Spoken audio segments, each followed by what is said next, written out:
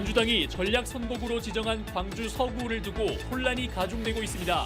예비 후보들은 전략 공천을 반대하고 시민단체는 무공천을 요구하고 있습니다. 달빛철도법이 제정되면서 광주역에서 광주 송정역까지 광주선의 지하화 사업이 주목받고 있습니다. 철로 주변의 공동화 현상이 해소될 것으로 전망됩니다. 프로야구 기아 타이거즈 전 단장과 전 감독이 구속 기로에 섰습니다. 후원업체의 뒷돈을 받은 혐의인데 구단과 선수들은 당혹감을 감추지 못하고 있습니다. 정부의 의대 정원 확대 발표를 앞두고 목포대와 순천대가 공동의대 설립에 합의했습니다. 의대 신설 지역과 명확한 시기를 정부가 제시하도록 힘을 모아야 한다는 지적입니다.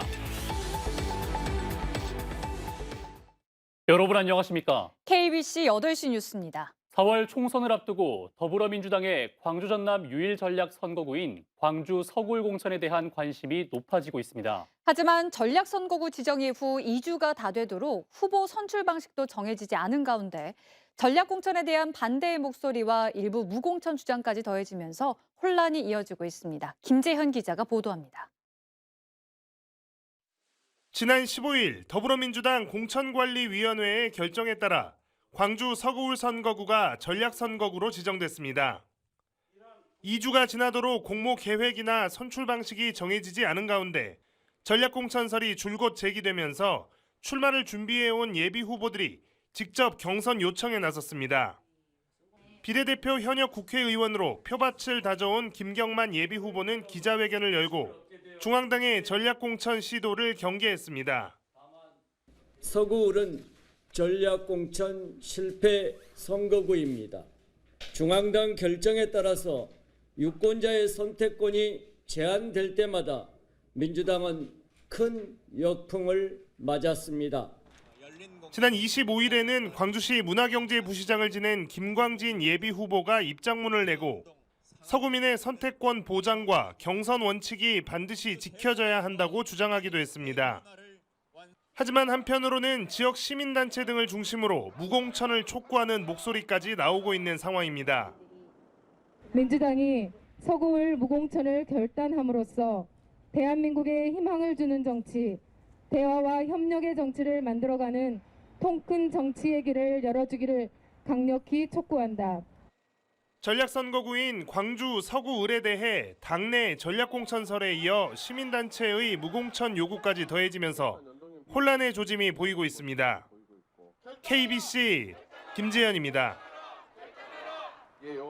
달빛철도 특별법이 국회를 통과하면서 광주 송정역에서 광주역까지 광주선 철도 지하화 사업이 주목받고 있습니다. 철로 주변의 공동화 현상을 해소할 수 있기 때문인데요. 광주시는 정부의 계획과 달빛철도 사업 기본 계획에 광주선 지하화를 반영시킨다는 구상입니다. 정경원 기자입니다. 광주 도심을 남북으로 단절시킨 광주역.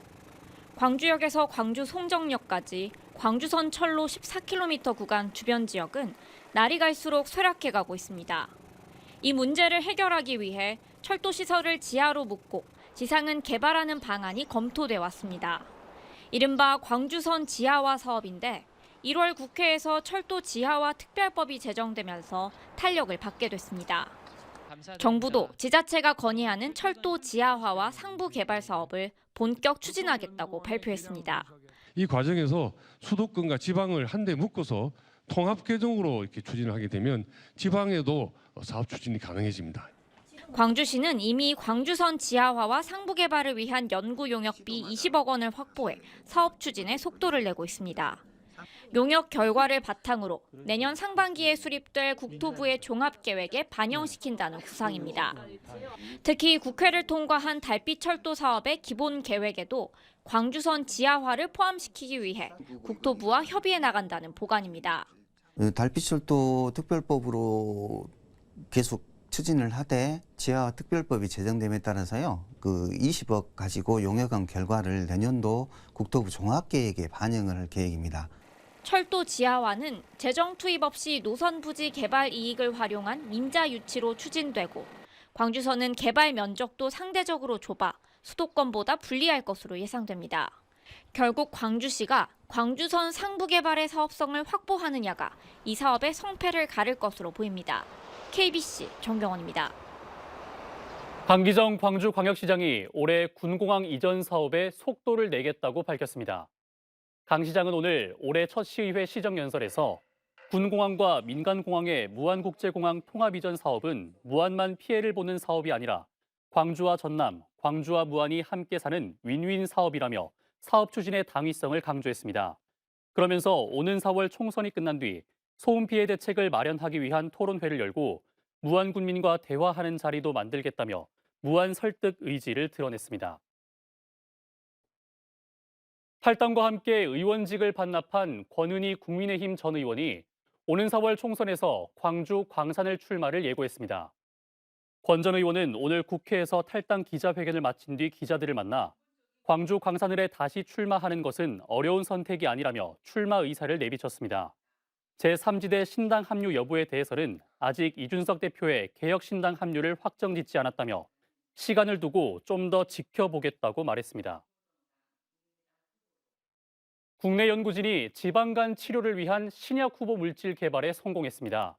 지방간은 방치할 경우 간암으로 악화될 수 있지만 마땅한 치료제가 없는데요. 신약 후보 물질이 개발되면 간질환 정복에 대한 기대감이 커지고 있습니다. 이상환 기자입니다. 지스트 화학과 연구팀과 카이스트 의과학대학원 연구팀이 7년여 동안 공동 연구로 개발에 성공한 지방간 치료 물질입니다. 간 내 지방 축적과 간 경화를 동시에 억제하는 이중 효과를 갖고 있습니다. 동물 실험 결과 간 지방증과 섬유화를 50에서 70% 억제하고 우울증과 자살 충동 등 중추신경계 부작용은 적은 것으로 나타났습니다. 공동 연구팀이 개발한 지방간 신약 후보 물질은 현재 인체 안정성을 검증하는 임상 1상 단계를 거치고 있습니다.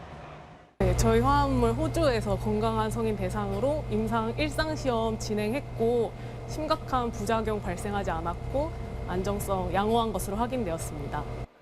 해외 연구팀들이 개발한 지방간 치료 물질과 비교해 공동 연구팀의 치료 물질은 간 섬유화 개선 효능이 월등히 높은 것으로 조사됐습니다. 이 같은 연구 결과는 올해 초 국제학술지에 게재됐고 국제 컨퍼런스에 발표돼 호평을 받기도 했습니다.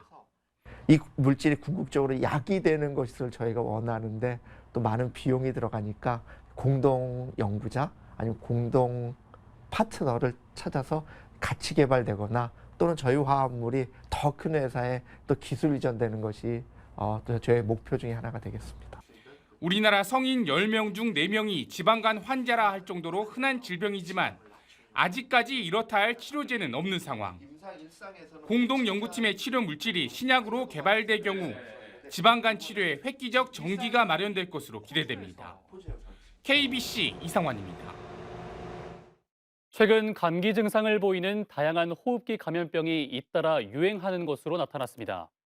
광주 보건환경연구원의 모니터링 결과 호흡기 감염병 원인 병원체로 지난해 11월 리노바이러스와 아데노바이러스, 지난달에는 사람 코로나 바이러스와 리노바이러스가 많이 검출된 데 이어 올 들어서는 호흡기 세포 융합 바이러스와 인플루엔자 바이러스가 유행하고 있습니다. 보건환경연구원은 다양한 호흡기 바이러스로 인해 급성 호흡기 감염증에 걸릴 수 있다며 손 씻기와 기침 예절 준수, 마스크 착용 등 개인 위생 관리를 철저히 해달라고 당부했습니다. 프로야구 기아 타이거즈가 창단 이래 최대 위기를 맞고 있습니다. 후원업체에게 뒷돈을 받은 혐의로 전 단장에 이어 감독까지 구속 기로에 놓였는데요. 팀을 정비하고 새 시즌 준비에 나선 구단과 선수들은 당혹감을 감추지 못하고 있습니다. 고우리 기자입니다.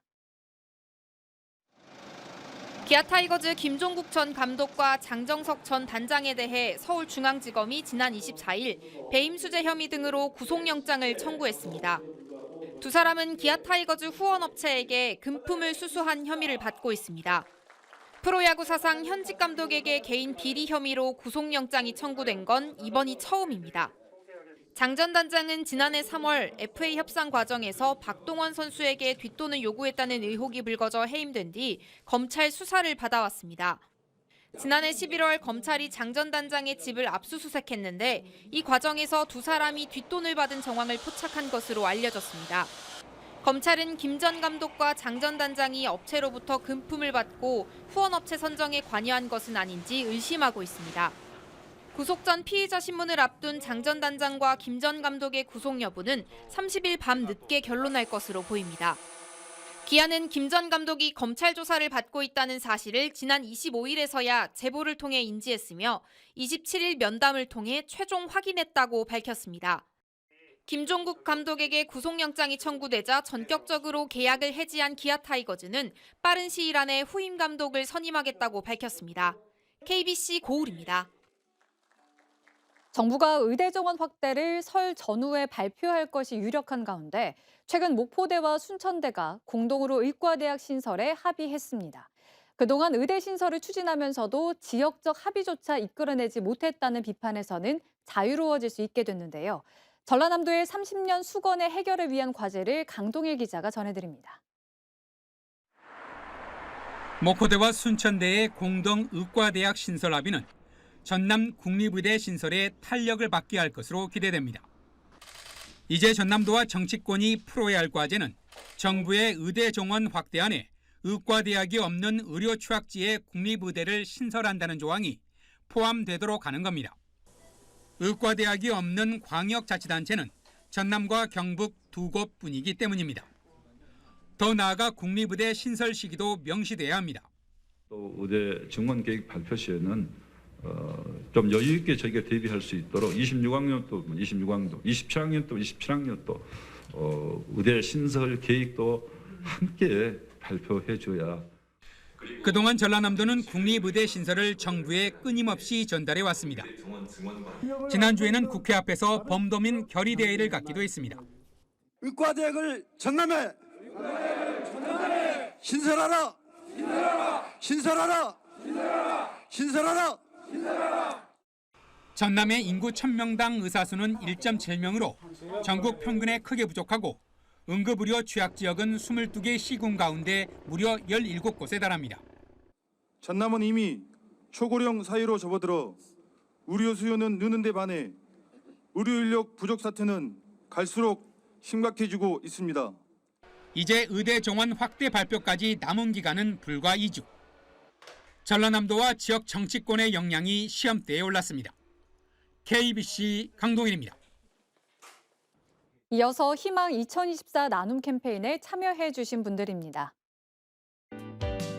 주식회사 화천기공 권영열 회장의 임직원 일동이 3,047만 6천 원을 보내주셨습니다. 소중한 성금을 보내주셔서 고맙습니다. 노동시간에 따라 임금을 받는 법인 택시 월급제 시행을 앞두고 노동단체가 정부와 광주시에 대책 마련을 촉구했습니다. 민주노총 광주본부는 오늘 광주시청 앞에서 기자회견을 열고 택시 월급제 시행 매뉴얼 마련과 취업규칙, 근로계약서 개정 등 월급제 시행을 위한 구체적 대안을 마련하라고 정부와 광주시에 요구했습니다. 관련 법 개정으로 오는 8월 24일부터 주 40시간 노동에 따른 법인 택시 월급제가 시행됩니다.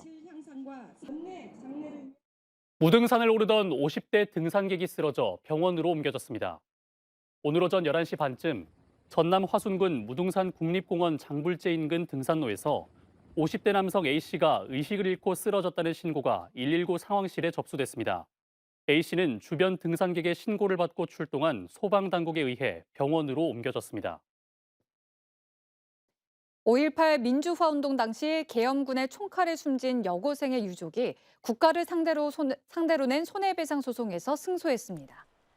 광주지법 민사 6단독은 5.18 희생자 고 손옥래 씨의 친오빠 부부가 국가를 상대로 낸 손해배상 소송에서 정부는 2,700만 원을 배상하라며 원고 일부 승소 판결을 했습니다.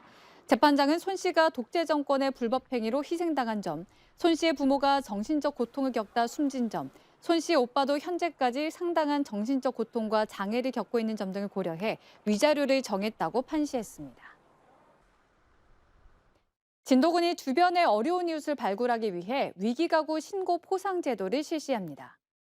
진도군은 위기가구로 신고된 가구가 기초생활보장수급자로 선정될 경우 신고한 주민에게 한 건당 5만 원의 포상금을 지급하기로 했습니다.